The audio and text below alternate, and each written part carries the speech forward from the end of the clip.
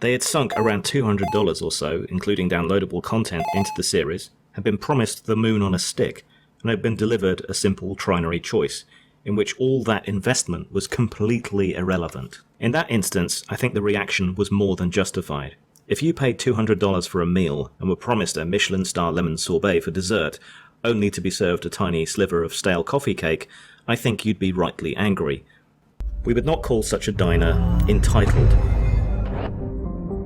What's up everyone, I'm Colin Moriarty, editor of IGN PlayStation. I've been seeing a lot on the internet lately about Mass Effect 3 and about people kind of getting angry and complaining about the endings and the DLC and this and that and the other. Now it seems like editorial at IGN is now evidently instructing their reporters to drop whatever they're doing and write fucking fluff pieces about said games to serve as glorified advertisements themselves. The topic of gamer entitlement has become an increasingly popular debating point ever since the whole Mass Effect 3 ending controversy thing. How dare those horrible nerds make such spoiled, entitled demands for reasonably priced franchise installments targeted at the people who made that franchise popular in the first place? It's just bullying, really, isn't it? Mass Effect 3 early last year was a particularly egregious exemplar, not least of which due to the fact that an IGN employee was actually cast as a character in the fucking game. People are petitioning BioWare to go back and change the ending of the game as if you wrote the fiction and they didn't, as if it's your game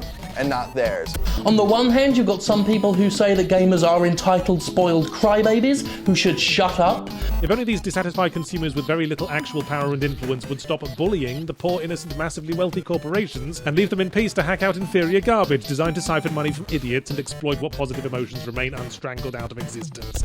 Prior and subsequent to the game's release, there were no fewer than 2 and no more than 4 Mass Effect 3 related stories, largely consisting of masturbatory miscellany reviewing little to no substantive information about the game, aside from that prevailing and inescapable implicit message, go out and buy this fucking game, so help me Christ! Of course, this all kind of culminates in a huge problem, which is entitlement. Yeah, push that narrative, games industry. It worked for the Ghostbusters reboot. You skeptical? Okay, this is what the IGN front page looked like in March of 2012. Yes, we screen capped it.